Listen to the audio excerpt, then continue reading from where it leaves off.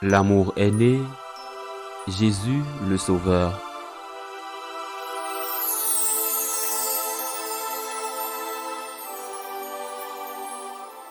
Après le départ des mages, voici que l'ange du Seigneur apparaît en songe à Joseph et lui dit, « Lève-toi, prends l'enfant et sa mère et fuis en Égypte.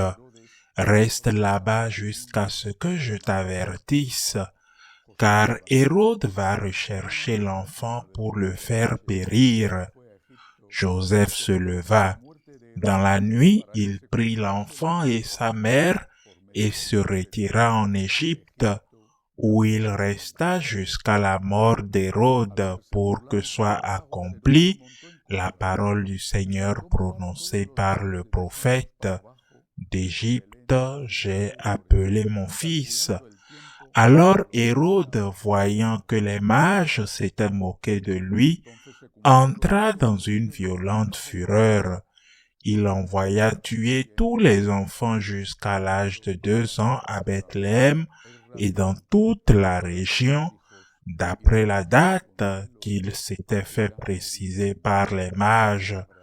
Alors fut accomplie la parole prononcée par le prophète Jérémie. Un cri s'élève dans Rama, pleurs et longues plaintes.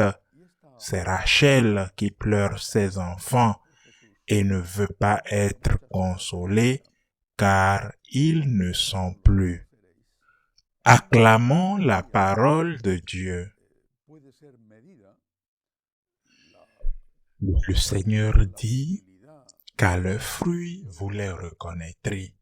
Et cette vérité proclamée par Jésus est utile pour beaucoup de choses dans la vie. À leurs fruits, vous les reconnaîtrez.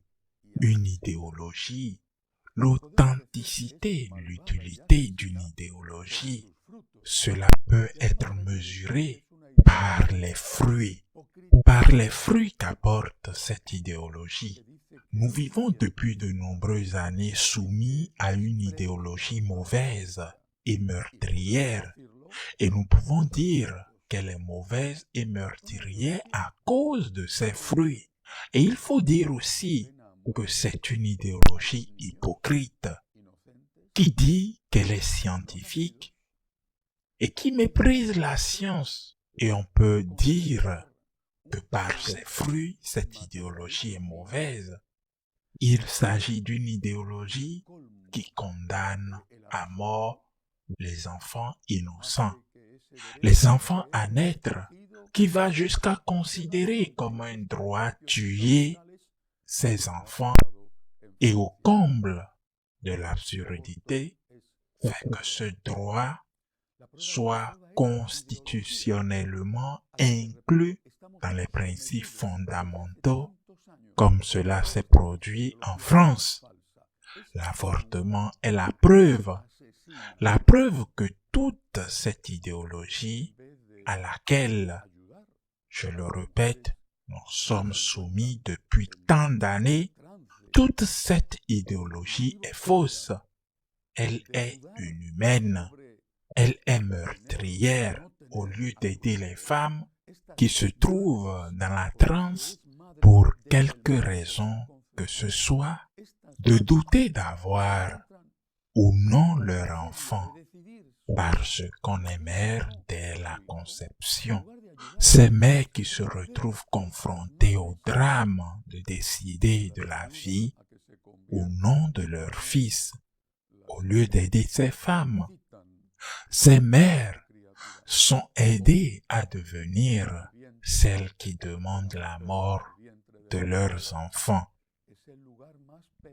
Aujourd'hui, le ventre de la femme, le ventre d'une mère est l'endroit le plus dangereux au monde pour l'être humain. Le nombre de décès dus à l'avortement, ceux qui sont connus, plus ceux qui ne sont pas connus à cause de la pilule abortive, le nombre de décès dus à l'avortement est plus de la moitié du nombre de décès dus à toute autre cause, la guerre, les catastrophes naturelles, la faim, plus que celui de toute autre chose, la maladie, le cancer, les crises cardiaques, les accidents cardiovasculaires. Eh bien, tout cela est inférieur au nombre de décès causés par l'avortement. À leurs fruits, vous les reconnaîtrez. Cette idéologie que nous souffrons et endurons depuis tant d'années est fausse et est meurtrière. Elle est inhumaine. Elle est contraire aux êtres humains, précisément parce qu'elle provoque cette immense quantité de morts d'innocents et avec elle l'oubli et le mépris de la science, parce que ceux qui parlent de la science et remplissent leur bouche de ce mot, souvent sans avoir la moindre idée de ce dont ils parlent, comme par exemple lorsqu'ils parlent de l'histoire de la création, ils méprisent ce qui est manifeste, ce qui est évident, que la science affirme sans aucun doute qu'à partir du moment où l'embryon est produit par l'union de l'ovule et du spermatozoïde, à partir du moment où l'embryon est produit, c'est un être humain, différent du père, différent de la mère, même s'il a besoin d'être reçu dans l'utérus de cette mère pour pouvoir se développer et pouvoir naître, même s'il a besoin d'être locataire de l'utérus de la mère. Donnerions-nous au propriétaire d'un appartement la possibilité de tuer les personnes à qui il a loué l'appartement, tout simplement parce que cela ne lui convient-il pas de les avoir là, même si ce n'est pas le cas lorsqu'un inconnu entre dans votre appartement sans contrat de location, sans rien, et il frappe à la porte et entre dans un appartement vide.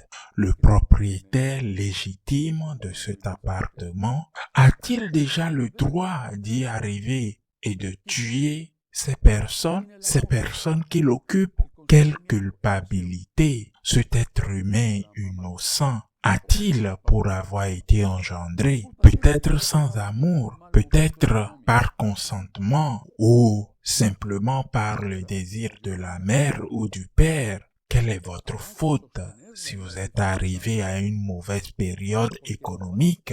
Quelle est sa faute, cet enfant? Nous devrons aider la mère.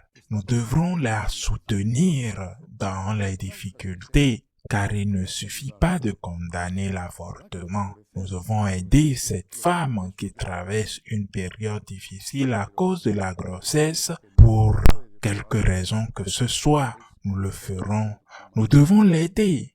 Nous devrons favoriser, par exemple, les procédures d'adoption. Mais le seul qui ne peut pas en payer les conséquences, c'est l'être humain innocent, c'est-à-dire celui qui est déjà vivant, celui qui existe déjà, même s'il n'a pas encore pu naître. Nous faisons les premiers pas de l'année jubilaire à l'occasion du 2025e anniversaire de la naissance du Christ.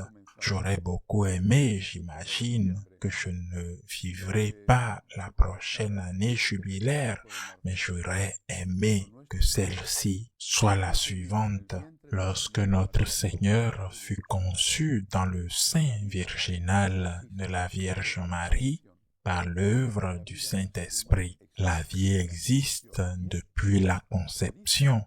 La vie de l'être humain existe depuis la conception, et c'est ce que dit la science, et tous ceux qui vivent en tournant le dos à cela, non seulement vont à l'encontre des preuves scientifiques, mais collaborent également d'une manière ou d'une autre. Par exemple, par leur vote, ils collaborent au plus grand génocide qui ait jamais existé dans l'histoire de l'humanité.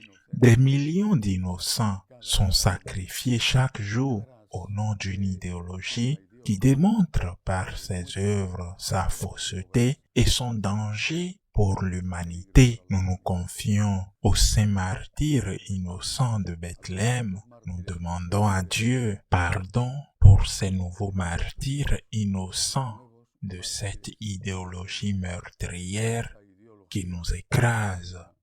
Ainsi soit-il.